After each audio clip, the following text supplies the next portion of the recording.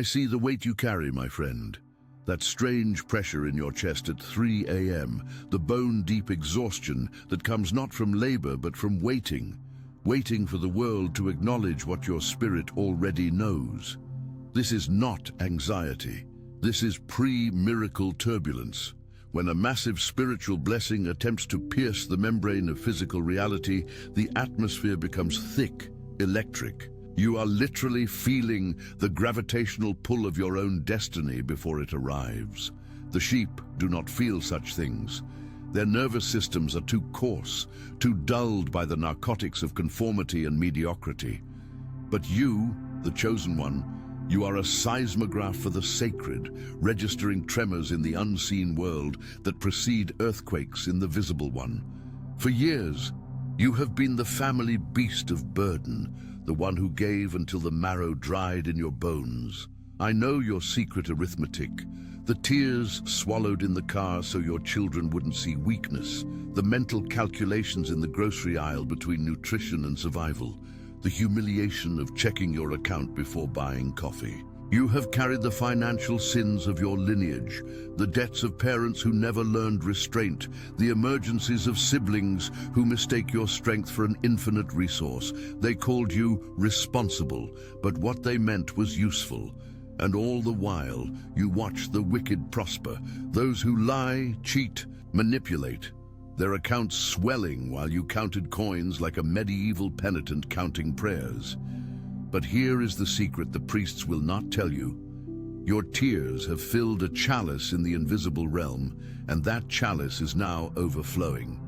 This is not manifestation. This is restitution. Cosmic justice executing a verdict written in the book of life before you drew your first breath. God is not merely giving you money, He is paying you wages for the years the locust devoured, for the opportunities stolen by saboteurs masquerading as family, for the nights you begged the ceiling for answers that never came. That season is not ending. It is dead, a corpse we will bury with honors before we build an empire on its grave. For those with ears to hear, I've left the map to exit this labyrinth in the pinned comment in my trilogy, The 3 Keys to a Prosperous Life. But know this, the map is useless if the legs refuse to walk, if the heart still clings to the familiar ache of poverty like a drowning man clutching an anchor. The first step represents spiritual surgery, the extraction of the cancer that has eaten your capacity to receive. Without this, sudden wealth becomes sudden curse. Lottery winners who die broke, inheritance squanderers, those who manifest and lose in the same breath. We will cut deeper than any motivational speaker dares. The anatomy of pre-abundance turbulence. Let us diagnose this strange unease with the precision of a philosopher-physician. In the last 48 to 72 hours, you have felt a cocktail of contradictory sensations, restlessness without cause, a sense of impending something that your rational mind cannot name, perhaps even physical symptoms, tightness in the solar plexus, a metallic taste in your mouth, dreams of water or gold or doors opening into blinding light. The herd would call this stress and prescribe pills, but you and I know better. This is what the mystics called the dark night before the dawn, but with a crucial Nietzschean twist. It is not about humility or submission. It is about physiological preparation. Your nervous system is upgrading its capacity to hold voltage. Sudden wealth is high-frequency energy. It requires a stronger vessel. A teacup cannot contain the ocean. For months, perhaps years, you have been in the kiln, fired at temperatures that would shatter ordinary clay. Your capacity for suffering has been involuntary training for your capacity for abundance. The herd thinks wealth arrives through hard work or luck. Both are lies told by those who have neither. Wealth arrives through alignment, when the internal frequency matches the external opportunity. Right now, you are a tuning fork being struck, vibrating at the exact pitch that will resonate with the coming windfall. But the tuning process is uncomfortable. Metal screams before it sings. Why does your body know before your mind? Because the body is ancient, pre-verbal, connected to the same intelligence that makes birds migrate and seeds sprout. Your stomach knotting is not fear of scarcity. It is preparation for digestion. You are about to consume a reality your previous metabolism could not process. The lion's stomach differs from the rabbit's not in size, but in what it can break down. You are becoming a predator of opportunity. But here is the danger. If you interpret these sensations through the old lens, the poverty trauma program installed in childhood, you will manifest the breakthrough and immediately sabotage it. You will receive the check and crash your car. You will get the promotion and fall ill. This is not bad luck. This is subconscious coherence. Your deep mind defending the identity it knows, the struggling martyr, by destroying evidence that contradicts it. The genealogy of your wound, why you were chosen to suffer. First, let us excavate the root, my friend, with the brutality of an archaeologist who knows the treasure lies beneath bones. Somewhere between ages 4 and 10, you witnessed a scene, perhaps your parents screaming over bills, perhaps the eviction, perhaps the shame in your mother's eyes when she couldn't afford the school trip the other children took. In that moment, your child mind made a decision that still governs your adult bank account. Money causes pain. Safety is in lack. If I desire wealth, I am selfish like the people who hurt us. This was not a conscious thought. It was a somatic conclusion, etched into your neurology like a scar. From that day forward, every financial gain triggered an unconscious alarm. Danger! This leads to conflict. Your nervous system learned to associate abundance with threat and scarcity with love, because when there was no money, at least everyone was united in struggle. You became the family's emotional insulin, regulating everyone's crises, and in exchange, you received the identity of the strong one, which is just a prettier word for pack mule. The Nietzschean insight. This was not dysfunction, this was sacrifice.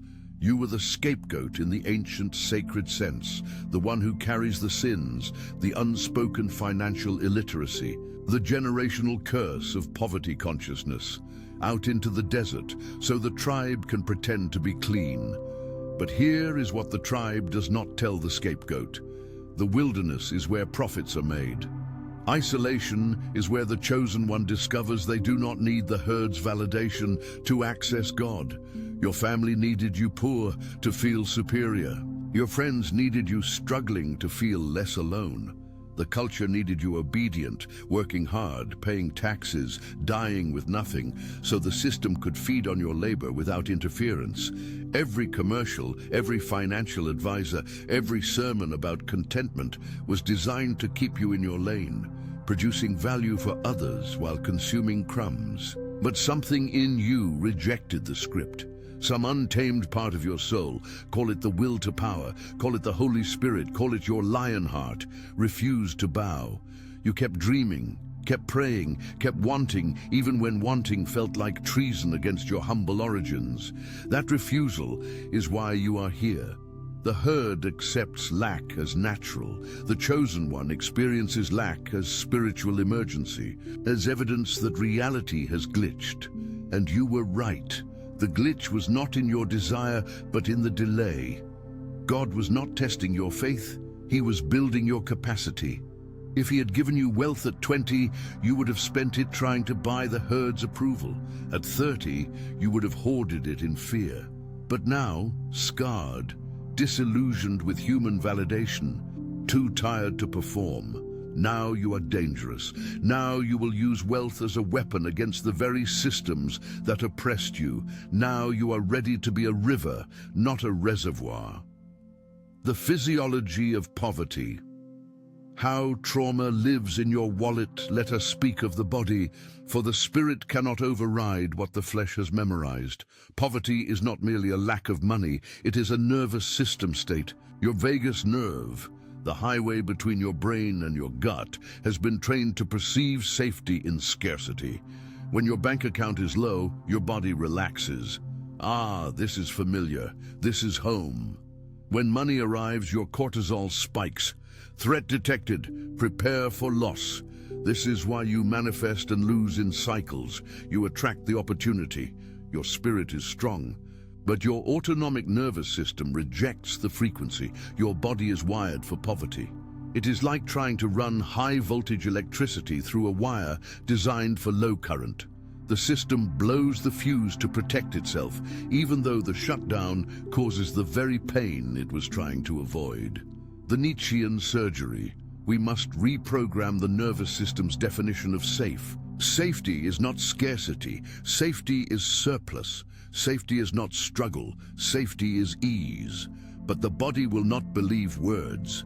It only believes sensation. Here is your first practice. Somatic anchoring for abundance. Sit in stillness. Place your hand on your solar plexus, the power center, the place where fear and ambition wrestle. Breathe into it, expanding the belly. Now, recall a memory when you felt powerful, maybe when you stood up to a bully, maybe when you created something beautiful, maybe when you held your child for the first time.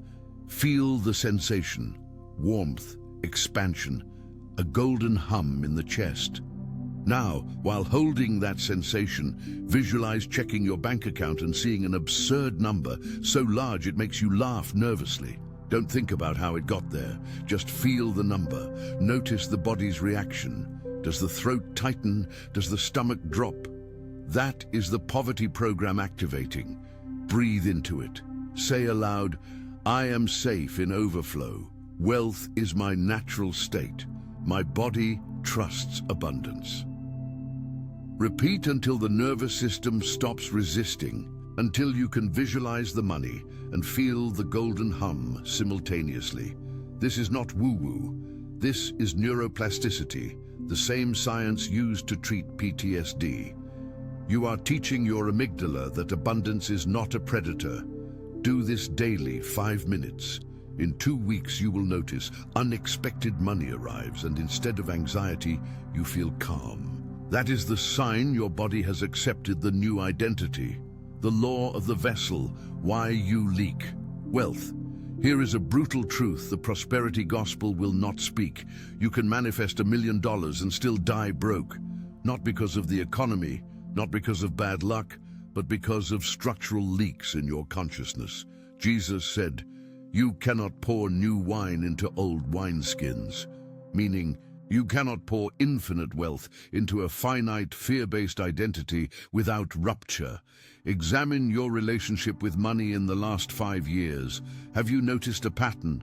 Money arrives, a bonus, a gift, a windfall, and within weeks it is gone. Not on frivolous things necessarily, but on emergencies. The car breaks down, the child gets sick, the roof leaks. The herd calls this bad luck. Ditune. I call it psycho-spiritual coherence. Your subconscious, loyal to the identity of the struggler, manufactures crises to restore equilibrium. Why? Because who you believe you are must match what you have. If you believe you are the one who barely gets by, then surplus wealth creates cognitive dissonance. The mind cannot tolerate dissonance, so it sabotages the evidence. You crash the car unconsciously to justify returning to familiar lack. You choose friends who need rescuing unconsciously to drain the excess. You develop health issues, the body as enforcer of identity that consume the overflow. The Nietzschean fractal expansion. This is not personal failure, this is the herd's revenge. The culture has infected you with a virus called guilt for having while others lack. Every time you receive, a voice whispers, "Who do you think you are? Your mother couldn't afford this. Your siblings are struggling. How dare you prosper?" That voice is not God. It is not conscience. It is the internalized slave master, the part of you that still believes suffering is virtue and ease is sin. The antidote is not positive thinking. It is ruthless identity demolition. You must kill the struggler self with the same finality you would kill a gangrenous limb, not with hatred, but with surgical necessity. Speak this aloud as a decree. The version of me that survived through lack is dead. I honor her service, but her season is over. I am now the wealthy one, the abundant one, the river of provision. I do not apologize for overflow. Feel the grief. Yes, grief, because you are killing a part of yourself that kept you safe in a hostile world. But that world is gone. The new world requires a new self, and the new self does not leak. The 3 spiritual leeches in your circle and how to exercise them. Sudden wealth has enemies, and they often wear familiar faces. Let me introduce the 3 types of energy vampires currently circling your upcoming breakthrough, positioning themselves to drain it before you even deposit the check. 1. The crisis magnet, the permanent victim. This person's life is an eternal emergency. Their car always breaks down the week you get paid. Their child always needs something the day after your bonus. They do not call to celebrate your wins. They call to narrate their losses and wait for you to offer rescue. You think you are helping. You are not.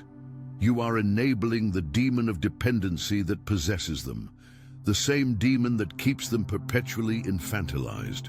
The Nietzschean diagnosis: they do not want solutions. They want an audience for their suffering, because victimhood gives them power, the power to manipulate your guilt.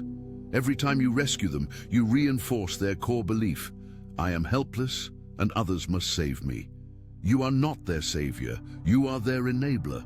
Worse, you are teaching your own subconscious that having money means being a target for parasites, which will cause you to subconsciously repel wealth to avoid the harassment. The exorcism: boundaries without explanation.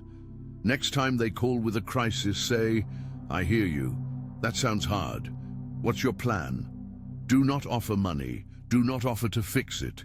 The silence will be uncomfortable. Let it be. They will either rise to responsibility or leave your life. Both outcomes serve you. 2. The historian, the identity anchor. This is the friend who loves to reminisce about the good old days when you were broke together, eating ramen, sharing struggles. On the surface, it seems like nostalgia. It is not. It is sabotage. They are using your past to cage your future, reminding you of who you were so you feel guilty about who you are becoming. Why? Because your transformation is a mirror. If you can escape poverty, it means they could too, which destroys their excuse for staying stuck. So they unconsciously attempt to re-anchor you to the old identity through shame. Remember when you said you'd never be materialistic? You're not going to forget us little people, right? These are not jokes. These are curses disguised as humor. The Nietzschean diagnosis: they need you small so they can remain comfortable in their mediocrity. Your rise is their conviction. They will not celebrate your breakthrough. They will minimize it. Must be nice. I guess some people just get lucky. Don't let it change you. Translation: don't outgrow me. The exorcism: become selectively deaf. When they try to pull you into the past, say, yeah, that was a season. I'm in a different chapter now. Do not argue. Do not defend. Do not explain. Just occupy the new identity so fully that their old stories have nowhere to land. Eventually, they will either evolve with you or reveal themselves as barnacles you must scrape off. 3. The spy, the intelligence gatherer. The most dangerous. This person asks oddly specific questions about your finances, your opportunities, your plans. So what's your rent now? How much did that cost? Who's investing in that? They frame it as interest, even admiration. It is neither. It is reconnaissance. Why? Because information is power, and they are gathering intel to either exploit you, if they are a user, or curse you, if they are envious. In spiritual warfare, witchcraft requires details.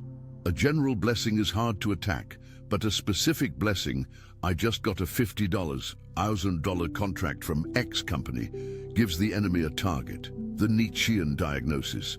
These people are not your friends. They are agents of the herd, sent, consciously or unconsciously, to monitor threats to the collective's equilibrium. Your sudden rise disrupts the social hierarchy they depend on. If you become the provider, they lose the power of being needed. If you become the success, their excuses collapse. So they collect data to neutralize you, sometimes through direct sabotage, spreading rumors, blocking opportunities, sometimes through spiritual attack. Envy is a form of witchcraft. The exorcism, the grey rock method, becomes so boring, so vague, that they get nothing. How's business? It's good, thanks to God. Did you get that deal? Still praying about it. Give them nothing specific, no numbers, no names, no timelines. They will probe, hold the line. The less they know, the less they can curse. How many of these three are in your phone right now?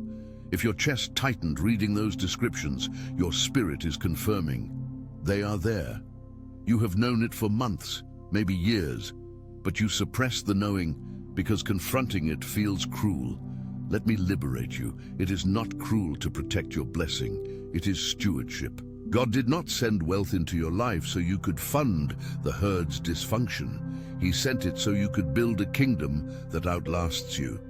The sudden wealth about to hit your account is not just money. It is a test of loyalty.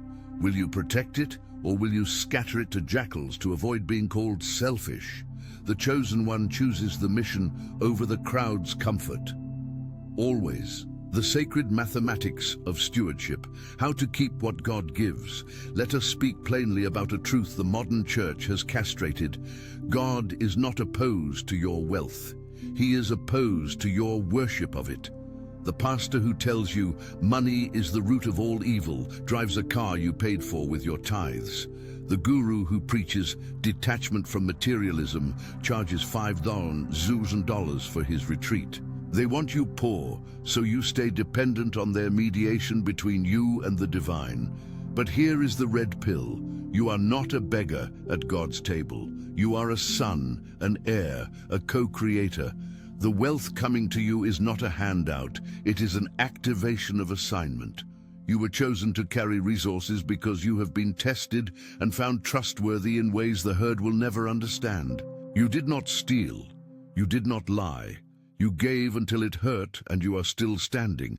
That record qualifies you, but qualification without wisdom is a lottery winner's curse.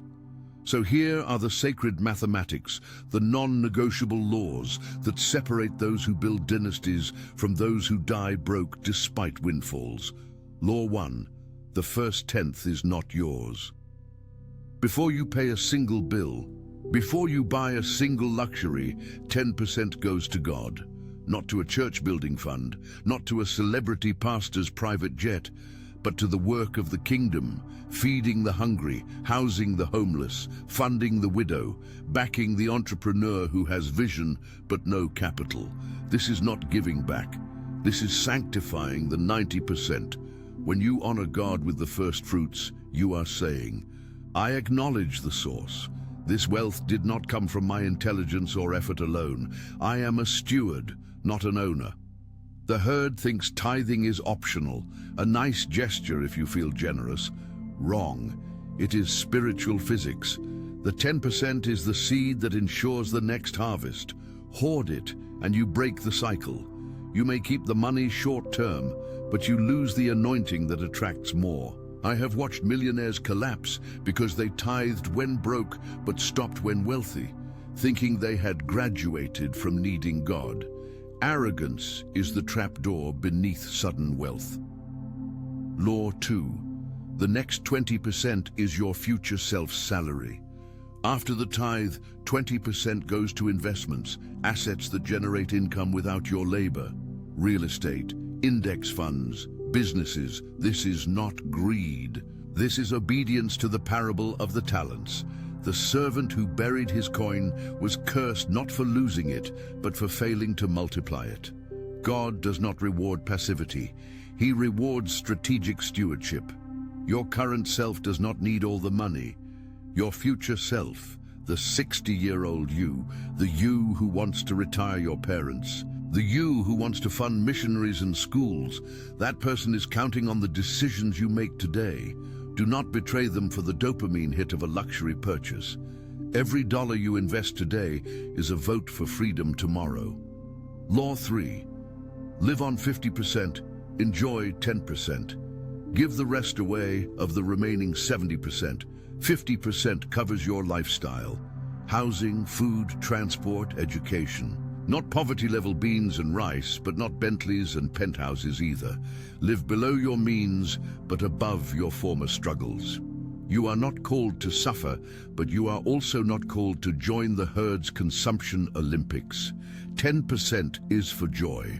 The nice dinner, the spontaneous trip, the gift to yourself that says, I matter. Abundance without enjoyment is just another form of poverty. God is not glorified by your misery. Enjoy the harvest, but do not worship it. The final 10% is for supernatural generosity, the anonymous check that pays someone's rent, the scholarship you fund, the single mother whose car you repair without her knowing. This is guerrilla blessing, and it does two things. It keeps your heart soft. Wealth can calcify empathy, and it activates the law of circulation. What you release comes back multiplied. The timing of the breakthrough. Why suddenly is God's strategy? You have been asking, when? Let me answer with the precision of a prophet who has studied the pattern. It is always suddenly. Not because God is dramatic, but because suddenness bypasses the enemy's defense system. If the breakthrough came slowly, the herd would have time to sabotage it, planting doubt, spreading rumors, creating obstacles. But when God moves suddenly, the infrastructure of opposition has no time to assemble. Look at the biblical pattern. Joseph, from prison to prime minister in 24 hours. Ruth, from gleaning scraps to marrying the wealthiest man in town in one harvest season. Esther, from orphan to queen overnight. The suddenness is not random, it is tactical. It protects the blessing from the envy-driven interference of those who would rather see you fail than admit they quit too soon. Your suddenly is already in motion.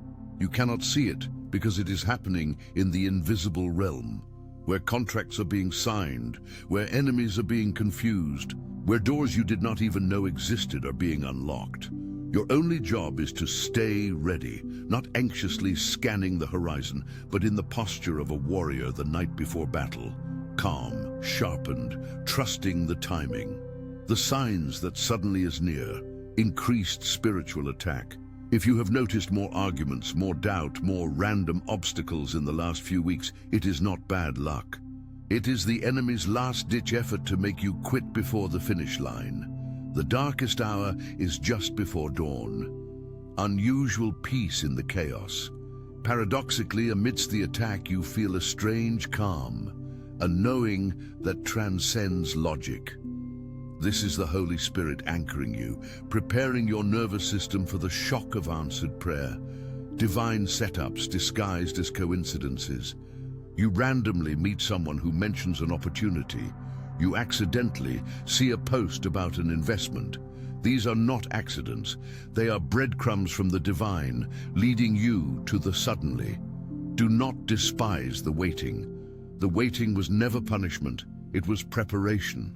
You needed to be emptied of the belief that you could do this alone, humbled to the point where you know, without God, I'm nothing.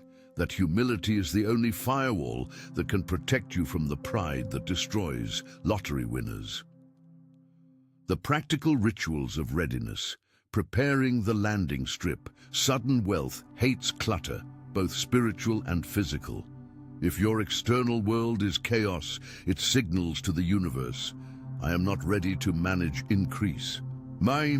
So let us build the landing strip for your blessing with the precision of an architect preparing a foundation. Ritual 1. The wallet purge. Right now, take out your wallet. Empty it. Look at what is inside. Old receipts, expired coupons, business cards from people you will never call. Each item is an energetic anchor to the past, to scarcity, to transactions already dead. Receipts represent money that has left. Keeping them is like keeping photographs of ex-lovers. It signals you are not ready for the new. Throw them away, all of them. Clean the wallet until it is nearly empty, just your ID, one card, and cash if you have it. As you do this, say aloud, I release the past. I make space for overflow. Feel the lightness. That lightness is not just physical, it is metaphysical. You have just told the universe, I am ready for new transactions. Ritual 2, the financial fast for the next 7 days, spend only on necessities, food, bills, transport. No entertainment, no treats, no I deserve this purchases. This is not about punishment, it is about demonstrating mastery. Sudden wealth will test whether you control money or money controls you. If you cannot go 7 days without a dopamine purchase, you will not keep 7 figures. During the fast, journal every urge to spend and what emotion is driving it. Boredom, anxiety, the need to impress.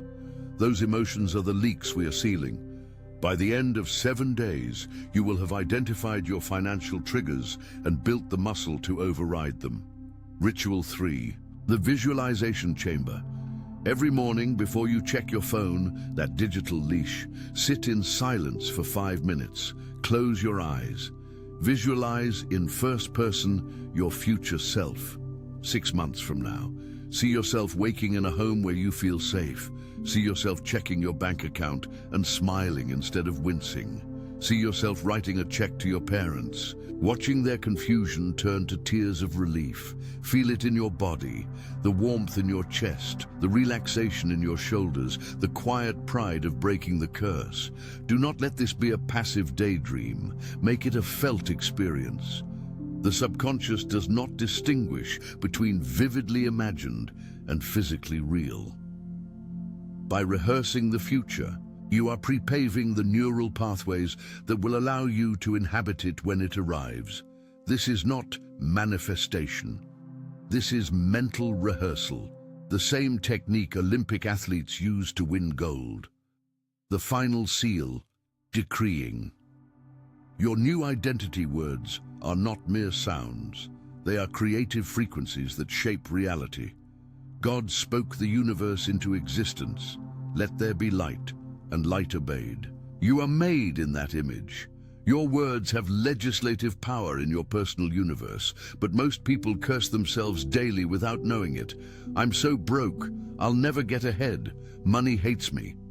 Each statement is a spell, a command to the subconscious to manifest exactly that. It is time to speak a new law over your life. Stand up, yes, physically stand, and declare this aloud. With the authority of one who knows they are heir to a throne, I decree and declare that the season of lack is dead and buried. I am not who I was last year, last month, or even yesterday. I am the chosen one, marked for sudden wealth and divine favor. Every door that should open is opening now. Every enemy assigned to block my breakthrough is confused and powerless. My mind is sharp. My spirit is aligned. My body is ready. I am the river, not the reservoir. Money flows to me and through me for the glory of God and the liberation of my lineage. I